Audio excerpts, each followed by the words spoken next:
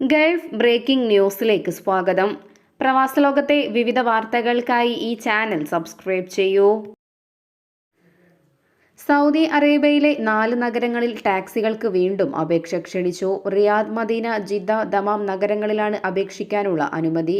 മുമ്പ് ഈ നഗരങ്ങളിൽ പുതിയ ലൈസൻസുകൾ അനുവദിക്കാനും നിലവിലുള്ള കാറുകൾ കൂട്ടാനുമുള്ള അപേക്ഷകൾ സ്വീകരിക്കുന്നത് നിർത്തിയിരുന്നു. ടാക്സികൾ വർദ്ധിച്ചതിനാലായിരുന്നു ഇത്. എന്നാൽ പുതിയ തീരുമാനപ്രകാരം ലൈസൻസ് ലഭിച്ച സ്ഥാപനങ്ങൾക്ക് പുതിയ ടാക്സികൾക്ക് അപേക്ഷിക്കാം. സ്ഥാപനത്തിന് പ്രവർത്തിക്കാൻ മിനിമം ആവശ്യമായ എണ്ണം കാറുകൾക്കായിരിക്കും അപേക്ഷിക്കാൻ സാധിക്കുക. കഴിഞ്ഞ വർഷത്തോടെ കാലാവധിയെത്തിയ വാഹനങ്ങൾ പുതുക്കാനോ മാറ്റി പുതിയവ നിരത്തിലിറക്കാനോ പുതിയ നിയമം അനുവദിക്കുന്നുണ്ട്. നിലവിലുള്ള ലൈസൻസ് കാലാവധി കഴിഞ്ഞിട്ടുള്ളതോ പൂർണ്ണമായും പ്രവർത്തനകാലം കഴിഞ്ഞിട്ടുള്ളതോ ആയ കാറുകളാണ് പിൻവലിക്കേണ്ടത്.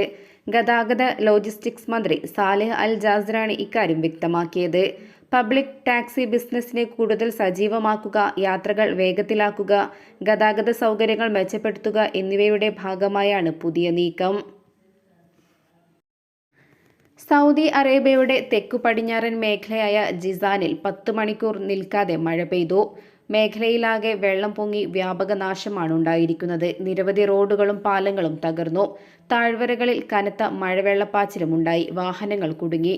തകർന്ന പാലത്തിന്റെ സ്ലാബ് കാറിന് മുകളിൽ പതിച്ച് ഒരു യുവതി മരണപ്പെട്ടു. വെള്ളിയാഴ്ച വൈകിട്ടാണ് മേഖലയിൽ കനത്ത മഴ പെയ്തത്. ഇത് പുലർച്ചെ വരെ തുടരുകയായിരുന്നു. താഴ്വരകളും കവിഞ്ഞൊഴുകി. അൽ തവൽ, സബ്യ, സാംദ, അബു അരിഷ് ഗവർണറേറ്റുകളിലെയും വാദി ജിസാനിലെ ചില ഗ്രാമങ്ങളിലെയും ജിസാൻ നഗരത്തിലെയും തെരുവുകളും വീടുകളും വെള്ളത്തിനടിയിലായി. കനത്ത മഴയിൽ വാണിജ്യ കേന്ദ്രത്തിന്റെ കെട്ടിടങ്ങളിൽ ഒന്നിന്റെ മേൽക്കൂര തകർന്നു. അബു അരീഷ്, സ്വബിയ പട്ടണങ്ങളെ തമ്മിൽ ബന്ധിപ്പിക്കുന്ന റോഡിലെ റദീസ് എന്ന പാലം മഴവെള്ളപ്പാച്ചിലിൽ തകർന്നു. ആ സമയം പാലത്തിലുണ്ടായിരുന്ന ചില വാഹനങ്ങൾ അപകടത്തിൽപ്പെട്ടു. അതിലൊരു കാറിന് മുകളിലേക്ക് പാലത്തിന്റെ സ്ലാബുകളിലൊന്ന് ഇളകി വന്ന് പതിച്ചാണ് യാത്രക്കാരിയായ യുവതി തൽക്ഷണം മരണപ്പെട്ടത്. ഈ പ്രദേശമാകെ വെള്ളത്തിനടിയിലാണ്. വീടുകളിലെല്ലാം തന്നെ വെള്ളം കയറിയിരുന്നു. മസ്കറ്റ് ഗവർണറേറ്റിലെ സീബ് വിലായത്തിലെ ബീച്ചിൽ വീണ്ടും മുങ്ങി മരണം. ഒരു പ്രവാസി മരണപ്പെട്ടതായും മറ്റൊരാളെ രക്ഷപ്പെടുത്തിയതായും റോയൽ ഒമാൻ പോലീസ് അറിയിച്ചു. സുഡാൻ സ്വദേശികളാണ് അപകടത്തിൽപ്പെട്ടത്. രക്ഷപ്പെട്ടയാളെ അധികൃതർ ആശുപത്രിയിലേക്ക് മാറ്റി ചികിത്സ ലഭ്യമാക്കി. അതേസമയം കഴിഞ്ഞ ദിവസം അൽസഫ്നാത്ത് പ്രദേശത്ത് കുളിക്കാനിറങ്ങിയ 4 പേർ ഒഴുക്കിൽപ്പെടുകയും ഒരാൾ മരണപ്പെടുകയും ചെയ്തിരുന്നു. 4 പേരെയാണ് രക്ഷപ്പെടുത്തിയത്. മരണപ്പെട്ടയാളും രക്ഷപ്പെട്ടവരും ഒമാനി പൗരന്മാരാണ്. കടലിൽ മറ്റും നീന്താൻ ഇറങ്ങുന്നവർ സുരക്ഷാ നിർദ്ദേശങ്ങൾ പാലിക്കണമെന്നും കുട്ടികളുടെയും മറ്റും സുരക്ഷ ഉറപ്പുവരുത്തണമെന്നും റോയൽ ഒമാൻ പോലീസ് ആവശ്യപ്പെട്ടു. ചില സ്ഥലങ്ങളിൽ നീന്തുന്നതിനെതിരെ ചില സമയങ്ങളിൽ മുന്നറിയിപ്പ് നൽകുമ്പോൾ ഇത് പാലിക്കണമെന്നും ജാഗ്രത വേണമെന്നും റോയൽ ഒമാൻ പോലീസ് ഓൺലൈൻ പ്രസ്താവനയിൽ വ്യക്തമാക്കി. നിസ്വ ഇന്ത്യൻ സ്കൂളിലെ വിവിധ വിഷയങ്ങൾ ഉന്നയിച്ചുകൊണ്ട് രക്ഷിതാക്കളുടെ കൂട്ടായ്മ സ്കൂൾ മാനേജ്മെന്റിന് കത്തു നൽകി. കായിക മത്സരങ്ങളിൽ നാഷണൽ തലത്തിലടക്കം മെഡലുകൾ നേടിയ സ്കൂളിൽ ശരിയായ അത്ലറ്റിക് ട്രാക്ക് ഇപ്പോഴുമില്ല. ഇക്കാര്യം രക്ഷിതാക്കൾ ഏറെക്കാലമായി ആവശ്യപ്പെടുന്നതാണ്.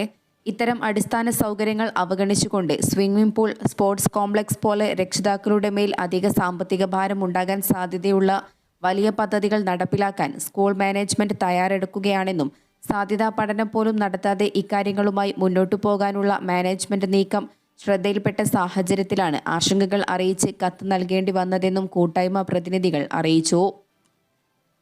ആർട്സ്, സ്പോർട്സ് ഇവന്റുകൾ നടക്കുന്ന കാലയളവിൽ മത്സരാർത്ഥികൾക്ക് പരിശീലനം നടത്താൻ പ്രത്യേക പീരിയഡ്, സ്കൂളിന്റെ പ്രവർത്തനത്തിൽ സഹായിക്കാൻ രക്ഷിതാക്കളുടെ ടാസ്ക് ഫോഴ്സുകളുടെ രൂപീകരണം, സ്കൂളിൽ വിദ്യാർത്ഥികൾക്കായി ക്യാൻറ്റീൻ എന്നീ ആവശ്യങ്ങളും കത്തിൽ ഉന്നയിച്ചതായി പാരന്റ്സ് ഫോറം പ്രതിനിധിയായ സുബൈർ അറിയിച്ചു. വിവിധ വിഷയങ്ങൾ ഉന്നയിച്ചു വീണ്ടും ഇന്ത്യൻ സ്കൂൾ ബോർഡിന് മുന്നിൽ രക്ഷിതാക്കളെത്തി. മസ്കറ്റ് ഇന്ത്യൻ സ്കൂൾ മാനേജ്മെന്റ് തലത്തിലെ വീഴ്ചകൾ, അധ്യാപക തസ്തികയിലെ ഒഴിവുകൾ നികത്താതിരിക്കൽ, പാഠപുസ്തകങ്ങൾ വിതരണം പൂർത്തിയാക്കാതിരിക്കൽ തുടങ്ങിയ വിഷയങ്ങൾ ഉന്നയിച്ചാണ് രക്ഷിതാക്കളുടെ പ്രതിനിധികളായി ഡോക്ടർ സജി ഉതുപ്പാന്റെ നേതൃത്വത്തിൽ ഡയറക്ടർ ബോർഡിലെ എഡ്യൂക്കേഷണൽ അഡ്വൈസർക്ക് നിവേദനം സമർപ്പിച്ചത്. സ്കൂൾ മാനേജ്മെന്റ് കമ്മിറ്റിയുടെ പ്രസിഡന്റ്, വൈസ് പ്രസിഡന്റ്, കൺവീനർ എന്നീ ഭരണ നിർവഹണ സ്ഥാനങ്ങൾ മാസങ്ങളായി ഒഴിഞ്ഞുകിടക്കുകയാണ്.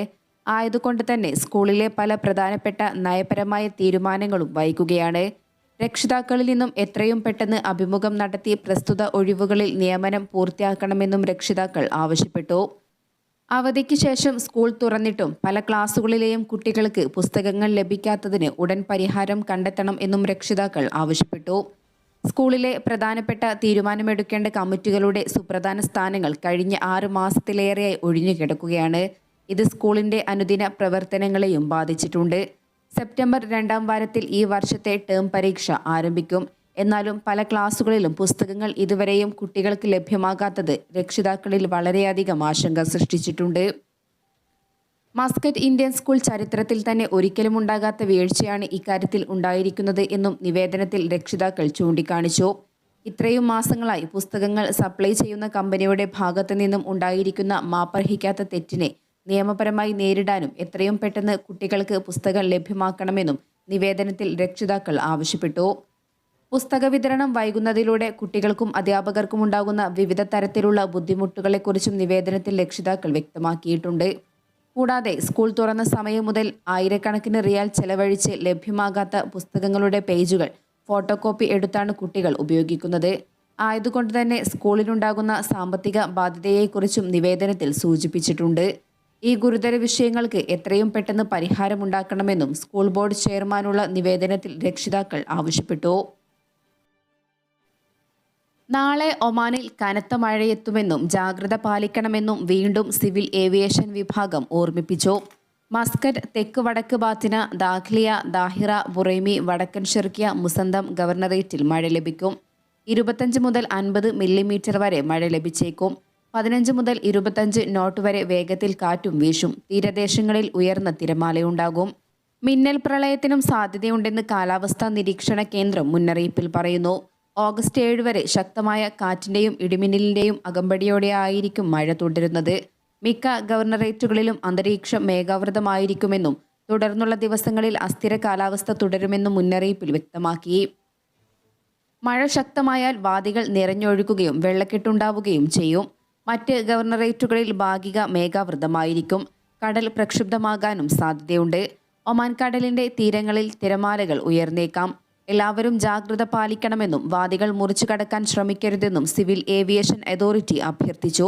നഗരസഭകളും സുരക്ഷാ നിർദ്ദേശങ്ങൾ നൽകിയിട്ടുണ്ട്.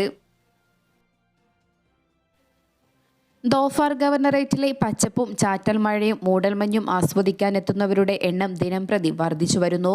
റോഡ് മാർഗം ഒമാന്റെ വിവിധ ഭാഗങ്ങളിൽ നിന്നും UAE, Saudi Arabia, Qatar, Bahrain തുടങ്ങിയ അയൽ രാഷ്ട്രങ്ങളിൽ നിന്നുമെല്ലാം സഞ്ചാരികൾ ഒഴുകിയെത്തുന്നത് ഗവർണറേറ്റിന്റെ വിവിധ ഭാഗങ്ങളിൽ ഗതാഗത കുരുക്കിനും നിരത്തുകളിൽ നീണ്ട വാഹനങ്ങളുടെ നിര രൂപപ്പെടുന്നതിനും ഇടയാക്കുന്നുണ്ട്. വാദി ദർബാത്ത്, ഐൻ അത്തും, ഇത്തിൻ റോഡ്, ദഹാരിസ്, താക്ക റോഡുകളിൽ മിക്ക സമയങ്ങളിലും വാഹനങ്ങളുടെ നീണ്ട നിര കാണാം. രാത്രി സമയങ്ങളിൽ സലാല ടൗണിലും ഇതുതന്നെയാണ് അവസ്ഥ.